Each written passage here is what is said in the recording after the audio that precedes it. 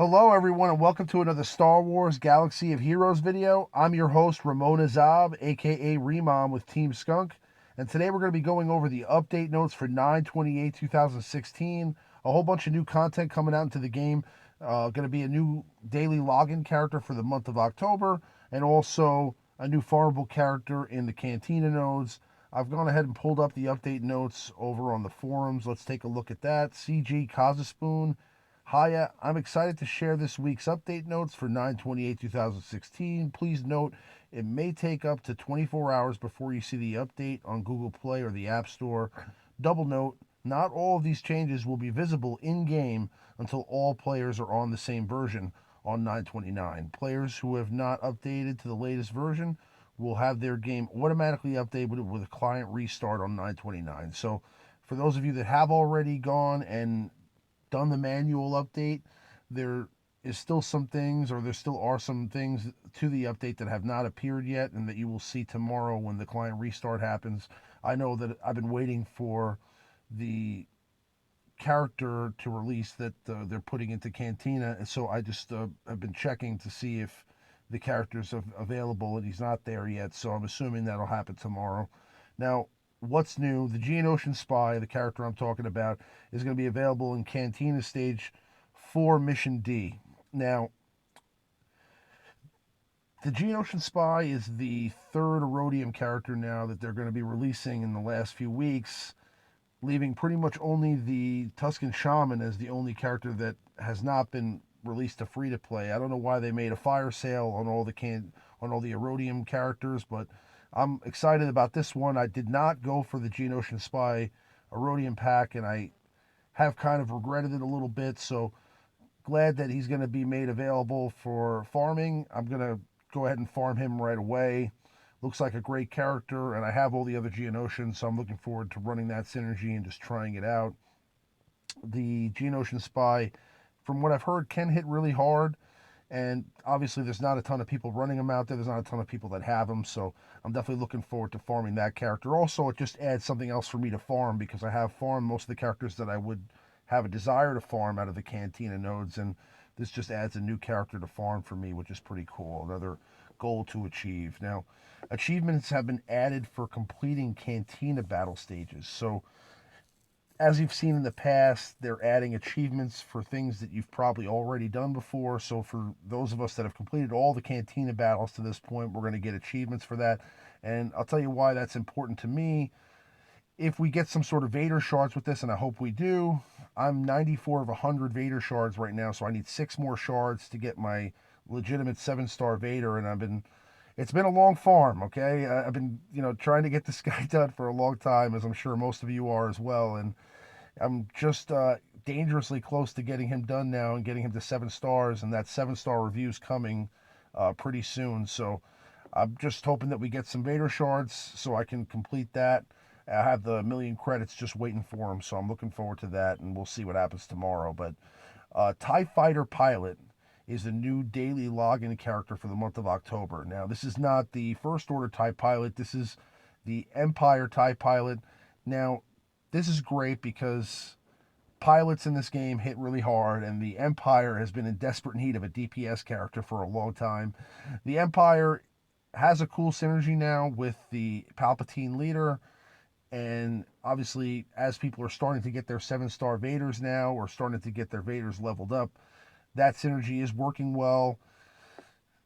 The need for a DPS character in the Empire has been there for a long time now. So this could make the Empire synergy or the Empire team a lot more viable in Arena. Up to this point, I would say that they're definitely usable in Arena in some cases, but not going to be top tier Arena material at the moment. Hopefully, the addition of a heavy hitting character can do that. Obviously, we don't know where he'll be available to farm.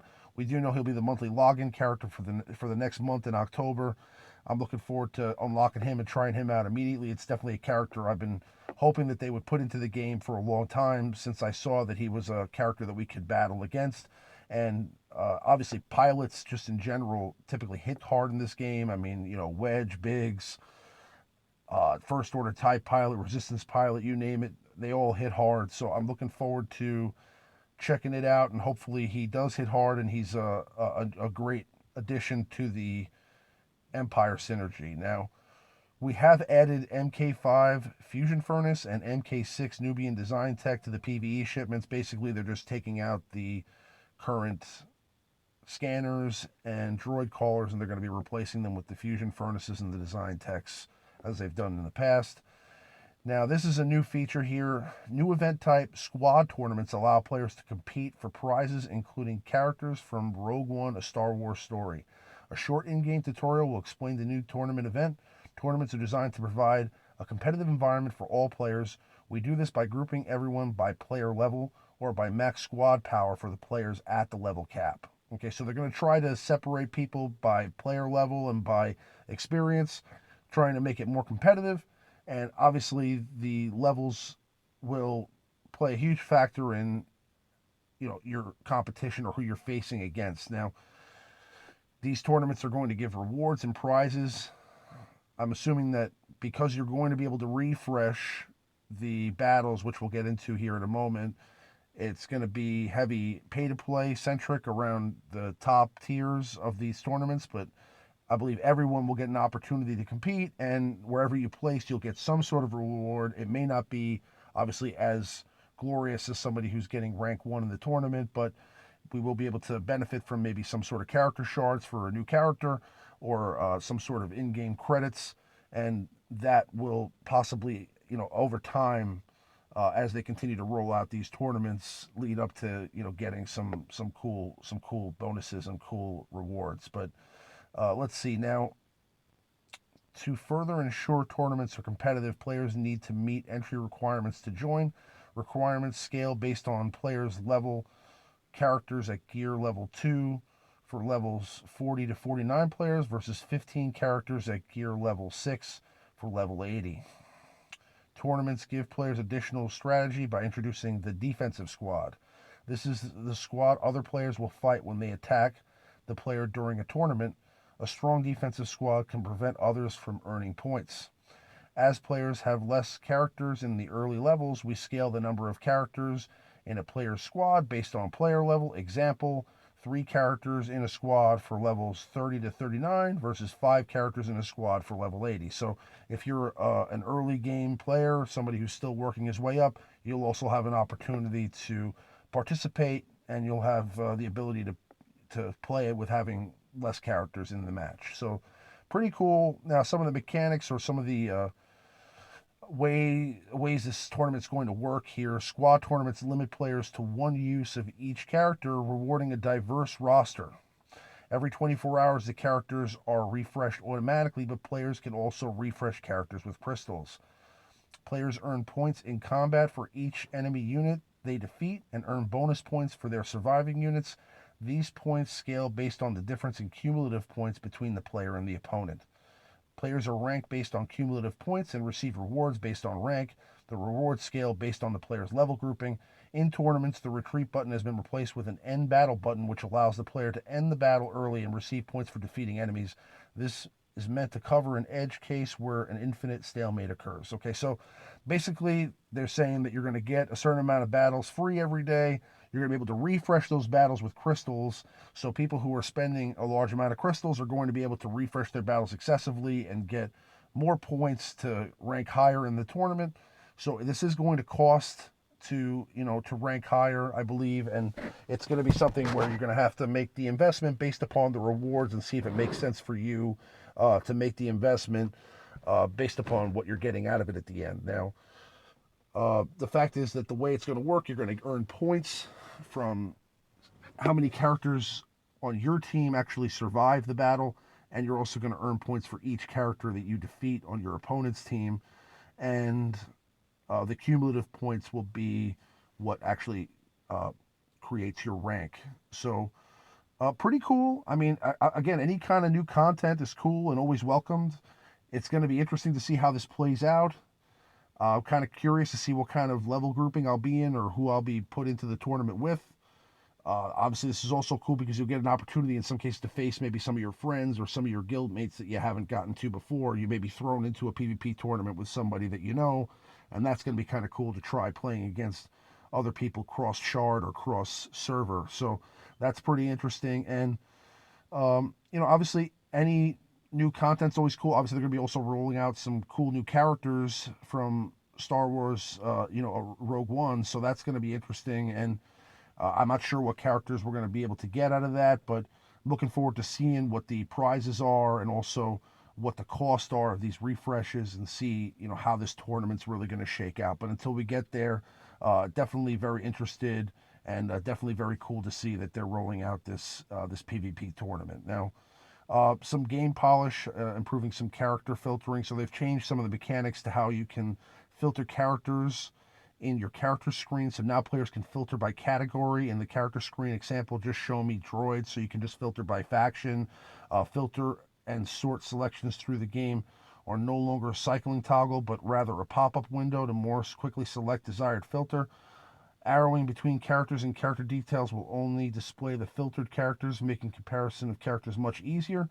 All pre-existing filters remain and new ones are going to be added. Additional sort criteria added to the characters exist, as in sorting by speed. So you'll be able to sort now by the fastest characters to the slowest characters. So you'll be able to sort by certain abilities or certain statistics, which is really cool. So if you're looking for a fast team or you're looking for your fastest characters or you know the character that you're looking for is the fastest character you have and he's at the bottom of your list for some reason, you can click on the speed search criteria to get to the character quicker and kind of sort based upon different statistics, which is really cool. Obviously, anytime you make the organization of character searching simplified, it always helps. Some bug fixes from what I've seen here. It seems pretty minor stuff, but they've also made some fixes to stealth, where if a character receives taunt while stealth, they will no longer be stealthed. So when applying taunt to a currently stealthed unit, the unit no longer retains the stealth shadow visual effect. So once they're taunting, they will lose the taunt itself. Is what, from the way I'm reading it, that seems how it's going to work now. And another thing that's really cool that I noticed here at the bottom is that they are going to change the way tenacity down works, and they've improved it to reduce tenacity by the same amount that tenacity up increases tenacity. So up until this point, tenacity up was an increase of tenacity by like 99, 99, 99, all the way up there. So like tenacity up was truly like max tenacity, whereas tenacity down was not the same effect. It just reduced tenacity about half that amount. So now tenacity up will truly mirror, sorry, tenacity down will truly mirror tenacity up, in that it will be knocking down your tenacity all the way to where you have basically zero tenacity. So I believe no matter what, there will still be a 15% chance for you to inflict a negative status effect, or for the for anything to work. So no matter what, there'll always be a 15% chance, but tenacity up and tenacity down will now negate each other, which is cool because obviously that should have always been the case from the beginning. But again, a lot of cool things. They're going to be rolling out a new update for Google Play services that's going to be prompted to you. And overall, just some bug fixes to some characters and to the Rancor, and I believe there was something here for Yoda as well, but just minor stuff. So always glad to see some new content, and I'm really excited to see that there's going to be this new Empire character. I'm looking forward to taking a shot at grabbing that guy. Obviously, we don't know where he's going to be made available yet. Hopefully, he'll be farmable in Galactic War or something, because, listen, I need something to do in Galactic Wars. But very cool. Anytime they release new content like that, it's always welcomed. And this PvP tournament should be really interesting long term. I don't know how it's going to shake out, but definitely for the first few tournaments, it should be cool to see what kind of characters they release, and also how the rewards are going to shake out for those that don't necessarily have the resources to spend and just continue to refresh their teams. So it should be interesting. We'll see how it works out. Oops.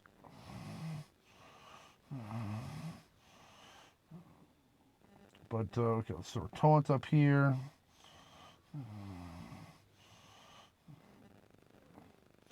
Now, another thing is the Geonosian Spy. Again, I'm really excited about that because I happen to have, Sunfac. I happen to have a Gear 10 Poggle the Lesser, and my Geonosian Spy. So I'm sorry, my Geonosian Soldier.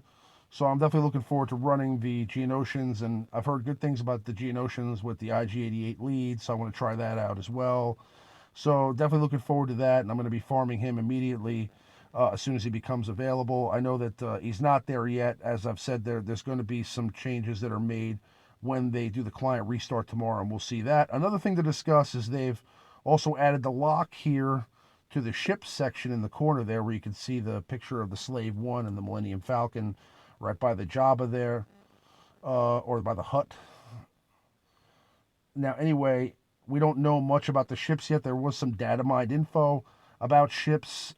I don't want to get into that this time, but as we get some more information about the ships, and as we get closer to them rolling out the ships and us being able to unlock them, we'll go over that as well. I'm going to be doing a character review over here pretty soon, whether it's tomorrow or the day after. But as always, if you guys have any questions, come meet me over at the TeamSkunk Discord at www.teamskunk.com. Follow the instructions over to our Discord, and you can send me a private message there, or can just come to join the community. We're always recruiting. We have 23 live guilds right now, and we're looking to add more. And we're also looking to, obviously fill some slots that we have in current guilds, and we have a lot of competitive guilds that are always looking for players. So, come on over. We'd love to see you, and we have a great bunch over there. Lots of great information to share, and a great bunch of people that are always around to chat and share ideas and discuss the game. So, thanks for checking it out, guys. And as always, I'll see you guys on the next one, and may the force be with you. Have a good night.